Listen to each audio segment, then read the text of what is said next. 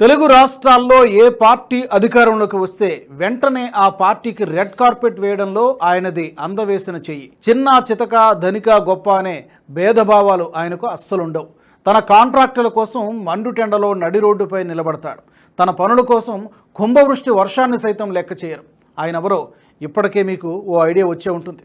ఆయనే మేఘా కృష్ణారెడ్డి. గడిచిన దశాబ్ద కాలంలో తెలంగాణ, ఆంధ్రప్రదేశ్ రాష్ట్రాల్లో మారుమోగుతున్న పేరిది. కాలువల నుంచి కాళేశ్వరం వరకు, పిల్ల ప్రాజెక్టుల నుంచి పోలవరం వరకు అన్నింటా ఆయన పేరే వినిపిస్తోంది. కేవలం సాగునీటి ప్రాజెక్టులే కాదు, నేషనల్ హైవేస్లో కూడా మేఘా కృష్ణారెడ్డి రయ్యను దూసుకుపోతున్నారు. అయితే పనికి తగ్గట్టు ఫలితం అన్నట్టుగా కృష్ణారెడ్డి అండ్ కంపెనీ చేపట్టిన అనేక ప్రాజెక్టుల్లో నాణ్యతా ప్రమాణాలు పాటించడం లేదని సాక్షాత్తు కేంద్ర ప్రభుత్వమే స్పష్టం చేసింది. ఓవైపు తెలంగాణ రాష్ట్రంలో కాళేశ్వరం ప్రాజెక్టు నిర్మాణ లోపాలపై రచ్చ నడుస్తూ ఉండగానే నేషనల్ హైవేస్లో మేఘా కంపెనీ చేపట్టిన బాగోతం బయటపడింది. Megha engineering and infrastructure limited నాణ్యత విషయంలో అస్సలు మాట మీద నిలబడడం లేదని సాక్షాత్తు నేషనల్ హైవే అథారిటీ ఆఫ్ ఇండియానే స్పష్టం చేసింది. అంతేకాదు, ప్రభుత్వ కాంట్రాక్టుల్లో సరైన నాణ్యతా ప్రమాణాలు పాటించకపోవడంతో మేఘా సంస్థకు కేంద్రం గట్టి షాక్ ఇచ్చింది. ఏడాది పాటు జాతీయ రహదారులకు సంబంధించిన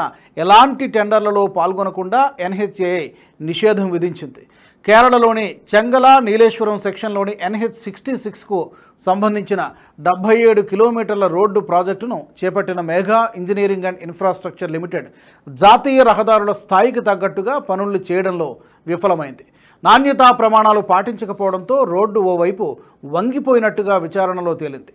రోడ్డు పక్కన ఏర్పాటు చేసే డ్రైనేజీ వ్యవస్థ కూడా సరిగ్గా లేకపోవడంతో ఈ రోడ్డు నిర్మాణాన్ని పరిశీలించిన NHAI తీవ్ర అసంతృప్తి వ్యక్తం చేసింది. ప్రాజెక్టు పనుల్లో నిర్లక్ష్యానికి గాను మేఘా సంస్థకు 9 కోట్ల వరకు జరిమానా విధించింది. రహదారి నిర్మాణ సమయంలోనే మేఘా సంస్థ నిర్వాకాలు బయటపడ్డాయి. కాసర్గోడ్ జిల్లాలోని పనులు జరుగుతున్న సమయంలో వంతెన నిర్మాణాలు కూలిపోయాయి. వాటిపై NHAI ఇంజనీర్లు దర్యాప్తు చేసి సరైన డిజైన్ లేకపోవడం, నాణ్యతగా పనులు చేయకపోవడాన్ని గుర్తించి రిపోర్టు తయారు చేశారు. మేఘా సంస్థ ఈ కాంట్రాక్టును హైబ్రిడ్ యాన్యుటీ మోడల్ ప్రకారం పొందింది. అగ్రిమెంట్ ప్రకారం రోడ్డు నిర్మించిన సంస్థే 15 సంవత్సరాలు దాన్ని నిర్వహించాల్సి ఉంటుంది. దీంతో ఇప్పుడు ఆ రోడ్డును మళ్లీ ప్రమాణాల ప్రకారం నిర్మించక తప్పడం లేదు. రాజకీయ పార్టీలకు విరాళాలు ఇవ్వడంలో మేఘా కృష్ణారెడ్డి ముందుంటారన్నది గత అనుభవాలను చూస్తే చెప్పొచ్చు. అధికార పార్టీల నుంచి ఆయనకు వచ్చేదెంత అనే విషయాన్ని పక్కన పెడితే ఆయా పార్టీలకు వందల కోట్ల విరాళాలు మాత్రం ఇచ్చేస్తారు. మేఘా ఇంజనీరింగ్ ఇన్ఫ్రాస్ట్రక్చర్స్ లిమిటెడ్ 2023 ఆర్థిక సంవత్సరంలో ప్రూడెంట్ ఎలక్టోరల్ ట్రస్ట్కు 87 కోట్లను విరాళంగా అందించింది. భారత్లో అత్యంత ధనిక ట్రస్ట్ ప్రూడెంట్. రాజకీయ నిధులుగా 363.16 కోట్లను పొందింది.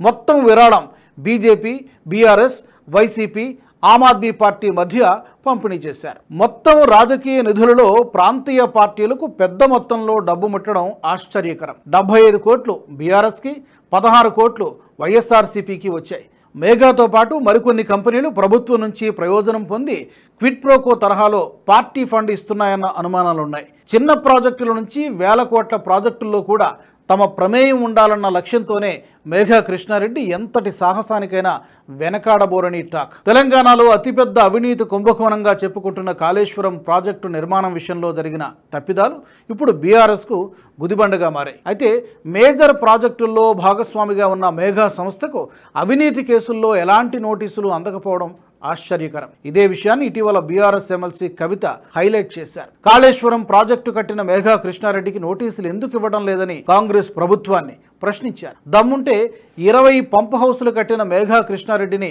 ఎంక్వైరీ చేయాలన్నారు కవిత.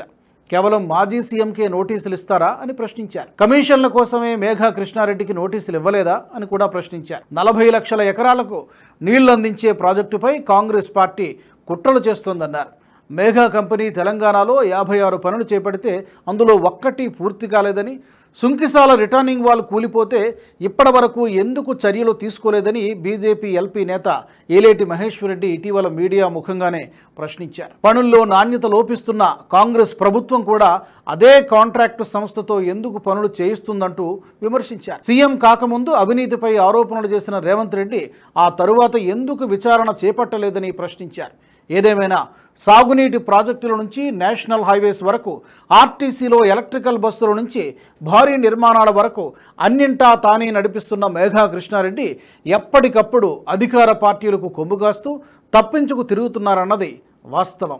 జాతీయ రహదారుల విషయంలో అత్యంత సీరియస్గా ఉండే కేంద్ర ప్రభుత్వాన్ని సైతం బురిడీ కొట్టించాలనుకున్న మేఘా కృష్ణారెడ్డికి NHAI గట్టిగా షాక్ ఇవ్వడం రాజకీయ వర్గాల్లో చర్చనీయాంశంగా మారింది. రాజకీయాలతో తనకేమీ సంబంధం లేదన్నట్టుగా వ్యవహరిస్తున్న మేఘా కృష్ణారెడ్డి అక్రమాల భాగోతం ఒక్కొక్కటిగా వెలుగు చూడడంతో మున్ముందు ఆయనకు దూరంగా ఉండడమే మేలన్న భావనలో ప్రముఖ నిర్మాణ సంస్థలు ఆలోచనలో పడినట్టు తెలుస్తోంది.